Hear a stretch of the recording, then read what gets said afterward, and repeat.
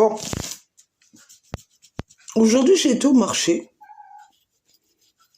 et ma surprise c'est que j'ai rencontré un monsieur parce que je voulais acheter un truc à ma mère. Mon chat noir est toujours en train de passer devant la caméra lui. Qu'est-ce que t'as ma chérie?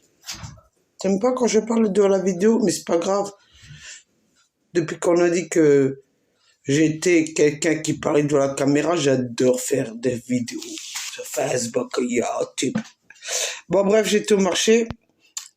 J'ai rencontré une personne qui m'a dit qu'il connaissait bien mon père.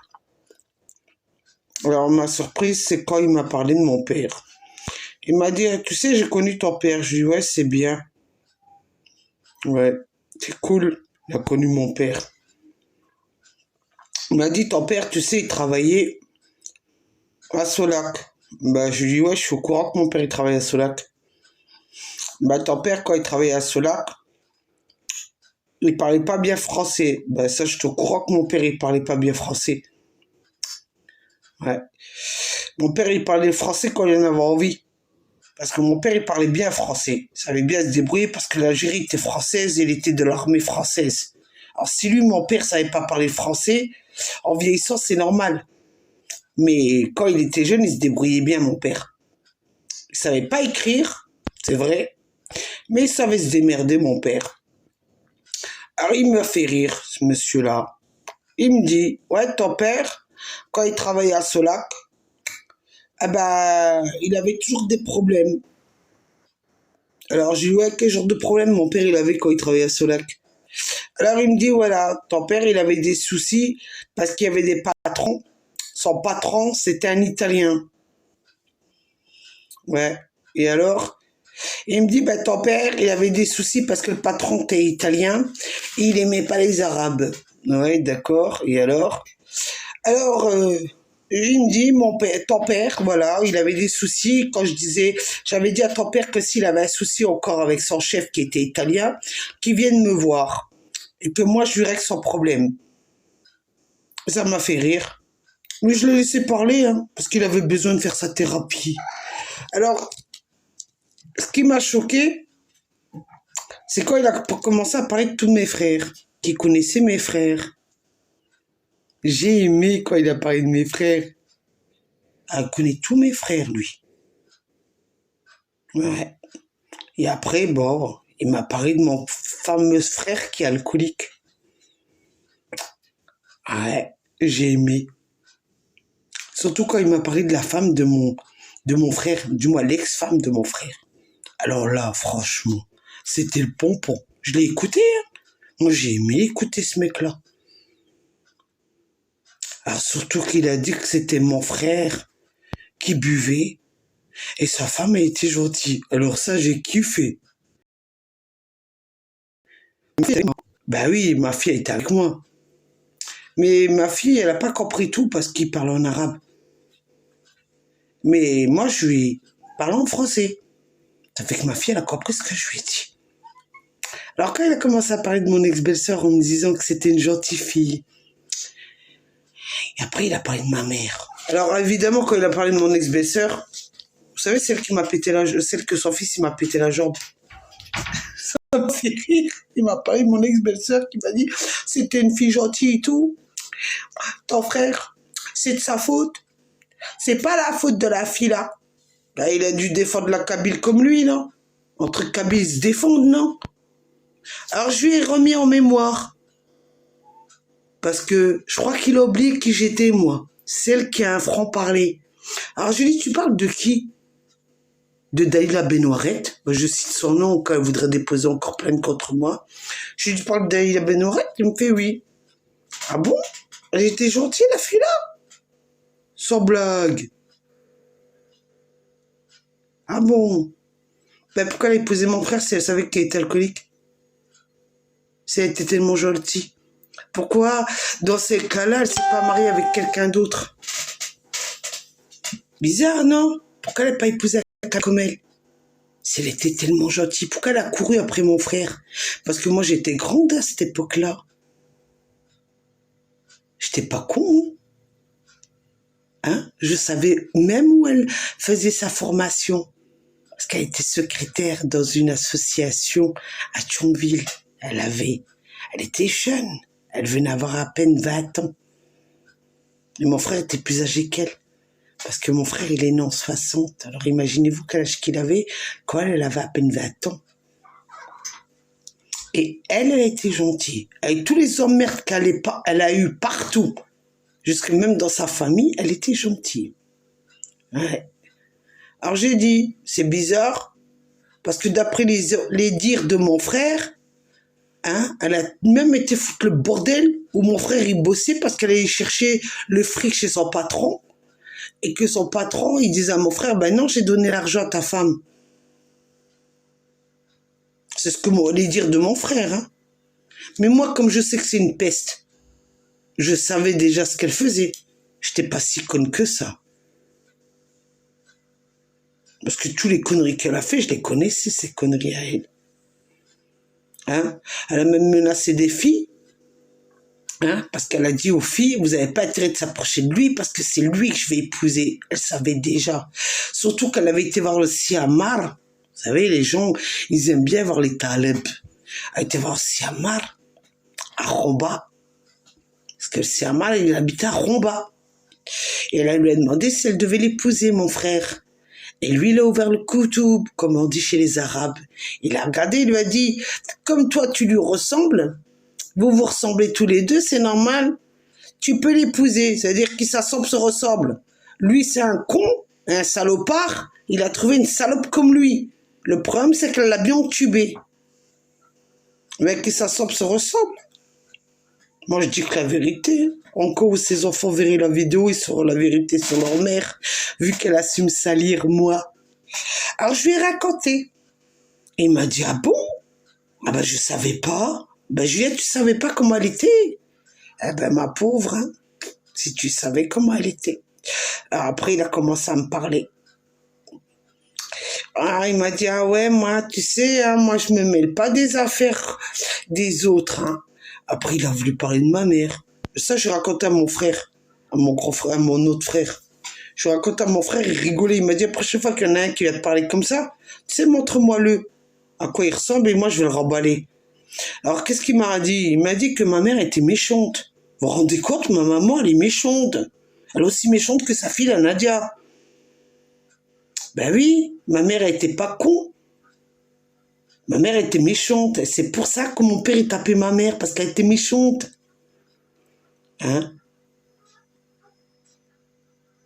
Ma mère était méchante parce qu'elle disait à mon père, arrête de donner ton argent à tes copains qui t'emmènent dans les cafés pour te saouler la gueule et que nous, on crevait la dalle. Ma mère était méchante, Elle était tellement méchante que c'est sûrement pas grâce à mon père seulement qu'il a acheté l'appartement à Éconge. Oui, les harkis lui ont donné une partie de la somme parce que mon père, les harkis lui ont donné, je crois, si je me trompe pas, 7 millions.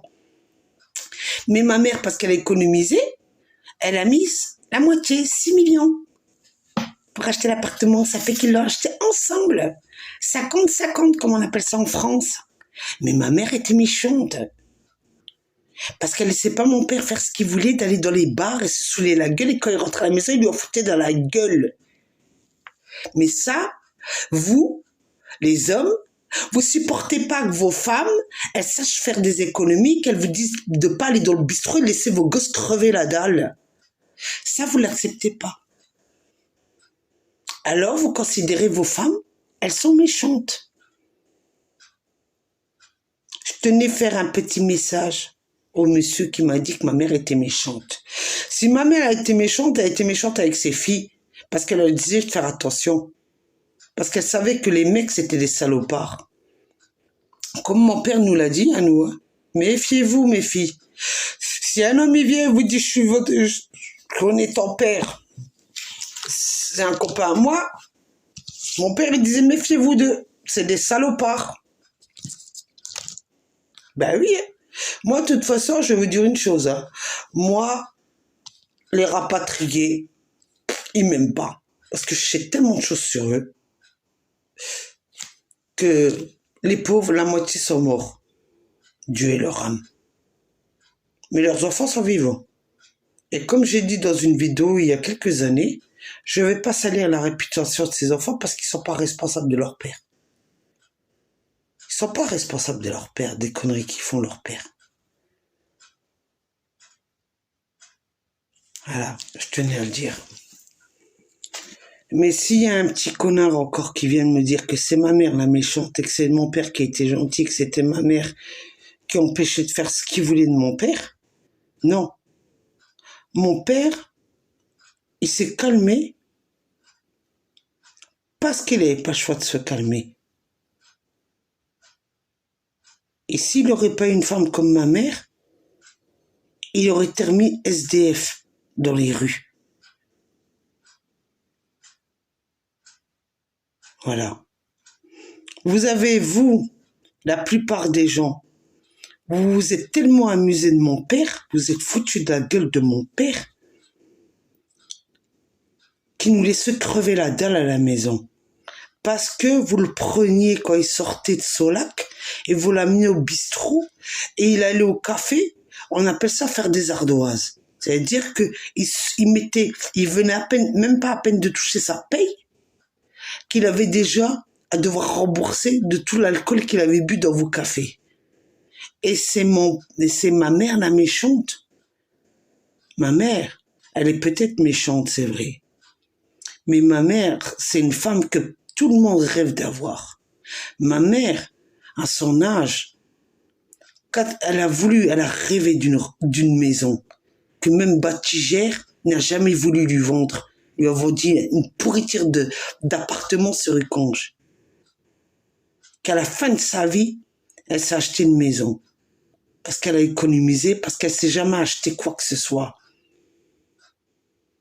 Le seul plaisir qu'elle avait, parce qu'un jour elle rêvait d'un bijou, c'est moi et ma sœur qu'on lui a offert à ma mère. Ce fameux bijou qu'elle rêvait parce qu'elle voyait des femmes arabes l'avoir. Alors moi je m'adresse à tous ces hommes, fermez votre gueule. Quand vous osez dire que vos femmes, elles sont méchantes. Elles sont méchantes parce que vous allez donner votre fric à droite à gauche et vous allez voir des putes. Dans les bistrots. D'accord? Ça a toujours existé, ça existera toujours. Et que vous laissez vos gosses crever la dalle. Et après, vous dites, ah ben, moi je suis pas au courant, je sais pas pourquoi mon gosse il vole. Je sais pas pourquoi il fait ça mon gosse. Hein? Et qu'à la fin de votre vie, c'est votre femme qui vous torche votre cul jusqu'à la fin de votre vie. Et qui vous donne à bouffer parce que vous n'arrivez plus à bouger le petit bras ou la petite jambe. Ne l'oubliez jamais ça. Alors quand on vient me dire que moi, mon père, c'était un saint, mon père, c'était pas un saint.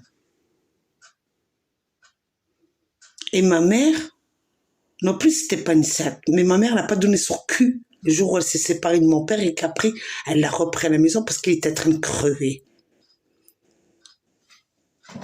Vous, le problème que vous avez, les harkis, hein, vous êtes solidaires entre vous depuis le début quand vous êtes venus en France, vous avez passé votre temps dans les bistrots, vous avez abandonné vos enfants. Et aujourd'hui, la plupart des harkis, vous voulez jouer les patriotes. Alors arrêtez de dire que vos femmes, c'était les méchantes. Vos femmes, c'était pas les méchantes. C'était vous les salopards. Parce que vous les avez abandonnés, vous les avez laissés.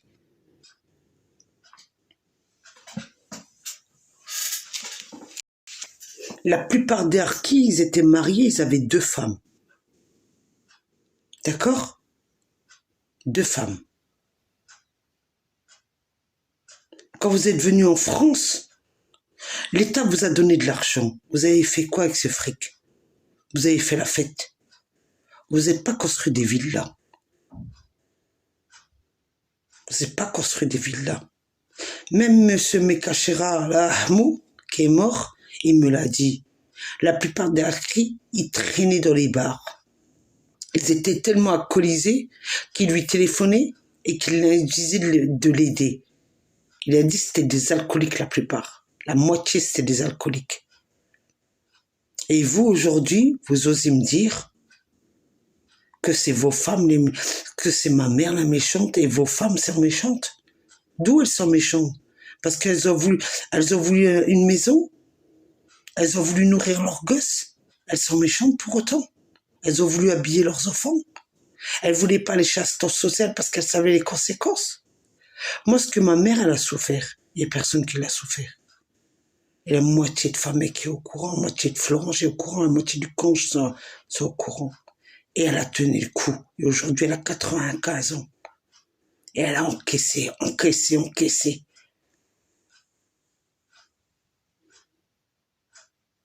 Ma mère, elle est ce qu'elle est. Ma mère, je l'aime telle qu'elle est, même si parfois elle m'insulte. C'est ma mère. Et je la protégerai jusqu'à sa mort. Parce que c'est ma mère. Alors ceux qui se permettront de dire que mon père c'était un saint et que ma mère c'est une méchante, je leur dis de vous faire foutre. Vous aurez bien voulu avoir une femme comme elle. Parce que ma mère c'était pas une pute qui écartait pas les cuisses dès qu'elle voyait un mec. Et ma mère elle a envoyé mon père à la Mecque. Et c'était un autre homme quand il est revenu, il traînait plus avec ces salopards là, qui l'emmenaient dans les bars. C'était sa condition s'il voulait revenir avec elle dans le foyer. Alors ceux qui se permettront de manquer de respect encore à ma mère, de dire qu'elle est méchante, je leur réponds, allez voir ta femme. Pendant ce temps que tu lui donnais pas à bouffer, elle allait au foyer à minuit, elle donnait son cul pour nourrir tes propres enfants. Je te le dis. Tu vois? Je te dis la vérité. Et me concernant, en me demandant si je vais me remarier, ça, mon doigt dans le cul. Mon doigt dans le cul. Si je reprends un homme dans ma vie, moi j'en ai eu un des hommes, c'est mon mari. Il m'a pas respecté, c'est terminé. D'accord? C'est fini. Moi, ma vie aujourd'hui, c'est d'élever mes enfants, de voir mes petits-enfants, ça s'arrête là. Il n'y a pas de remariage, il n'y a pas de concubinage, il n'y a pas un homme qui rentre dans mon lit, moi. Je les emmerde, les hommes. Moi, un homme qui me respecte pas et qui m'aime pas, vu mon caractère, et qui se dit, je vais aider le voisin, je vais donner mon fric à droite à gauche, c'est pas un homme pour moi. Moi, c'est pas ça ma vie.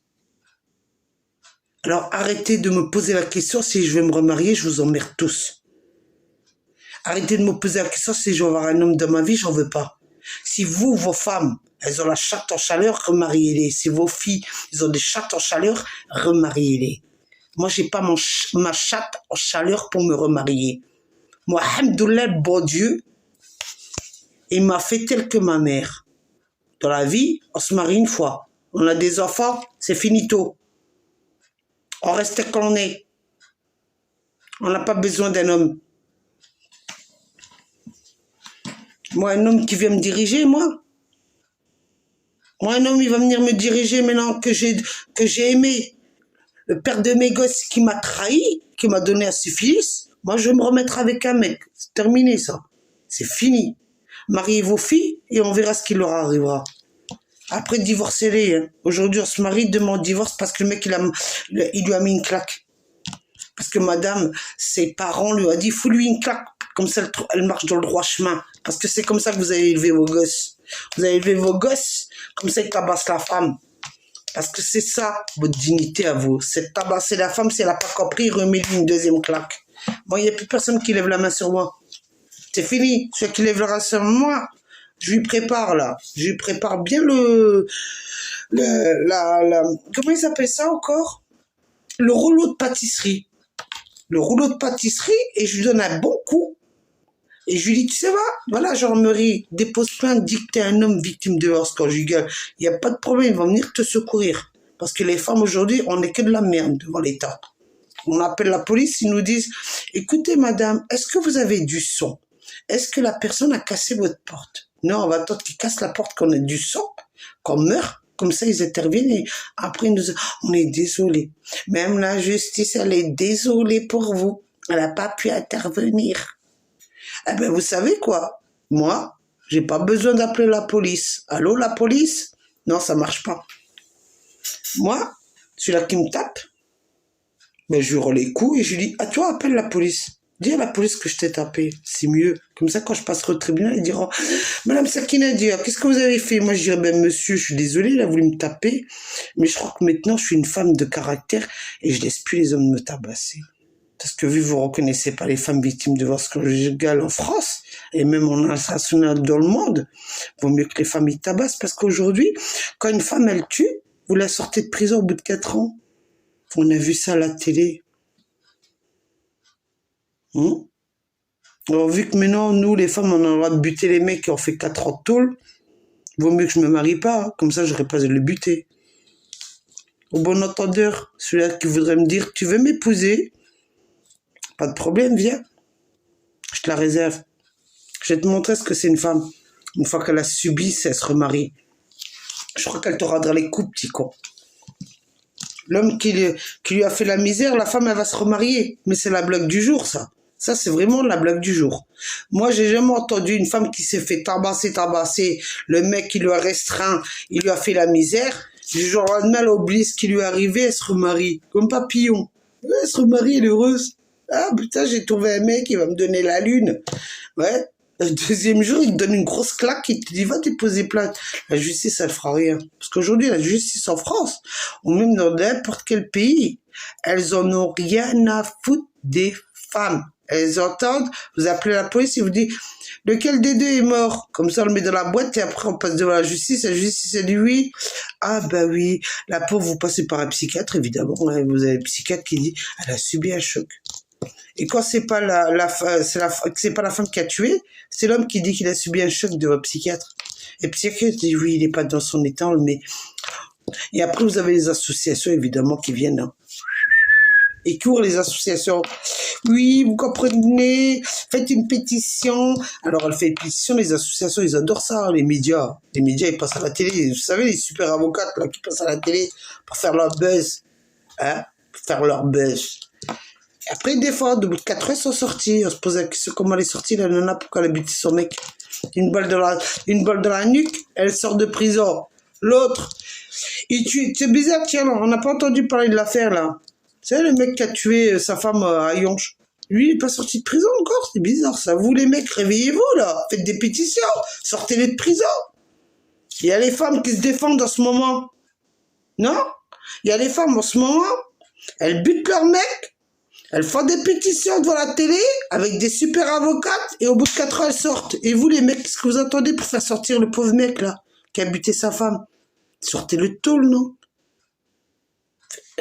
Et les psys, ils sont où, là, pour dire que le mec, il était pas dans son état?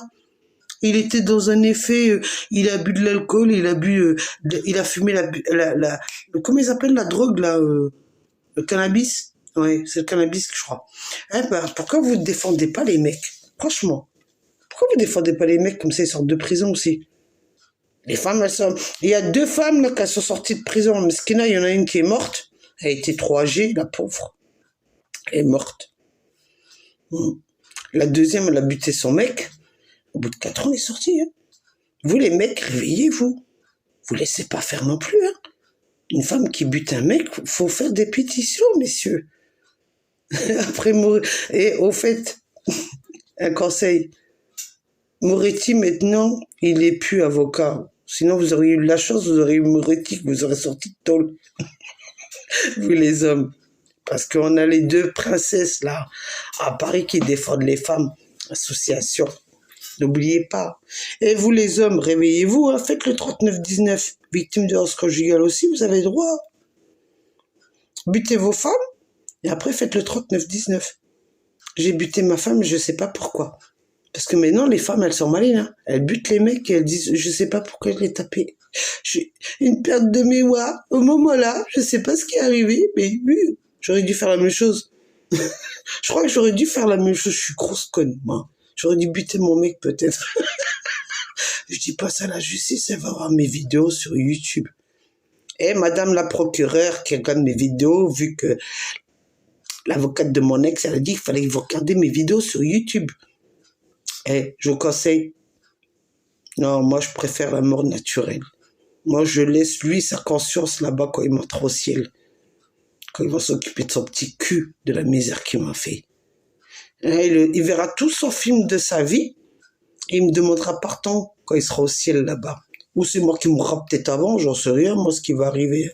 Vu que je suis handicapé à vie, peut-être que je mourrai avant, je le regarderai, je dirais, oh, le pourri, il est encore vivant. De toute la misère qu'il m'a fait. Bisous à tous. Hein. N'oubliez pas les mecs, faites des pétitions, butez vos femmes, faites des pétitions, vous sortirez de prison comme la femme qui est sortie de tôle. Parce que c'est une victime. Parce que maintenant, les juges, ils adorent les victimes. Oh putain, ça marche bien. Bon, sur ce, j'ai fini de parler. Bon, ceux qui ont insulté, qui ont dit que ma mère était méchante, je vous emmerde tous. Et j'ai hérité d'elle, je suis aussi méchante qu'elle. Je suis très méchante, moi. Il y en a beaucoup qui ont dit que j'étais une salope et une méchante femme. Alors, ne vous approchez pas de moi. C'est un conseil que je vous donne. Ou sinon, le rouleau de pâtisserie, vous l'aurez en pleine gueule. Bisous à tous. Hein. Bon, bisous à tous les procureurs de France. Je vous adore. Les forces de l'ordre aussi, je vous adore. N'oubliez pas de dire à Darmanin que j'aimerais bien avoir un rendez-vous pour discuter avec lui. Hein? Parce que Moretti, il n'a pas voulu. Ben, vous me direz en ce moment, Moretti, hein, ils ont été chez lui pour fouiller. Je sais pas ce qu'ils vont trouver, mais bon, c'est de la pub encore. Pauvre Moretti, va. Moi, je t'aime bien, Moretti, hein, parce que tu fous la merde. T'inquiète, va, Moretti. Les procureurs t'aiment pas, mais moi, je t'aime. Bisous, Moretti. Darmanin, moi aussi, je t'aime bien. Même si t'as eu des gamelles dans le cul, t'inquiète. Moi, j'aime bien ceux qui ont des gamelles dans le cul. Ça prouve que c'est des hommes. Sur ce, bonne nuit.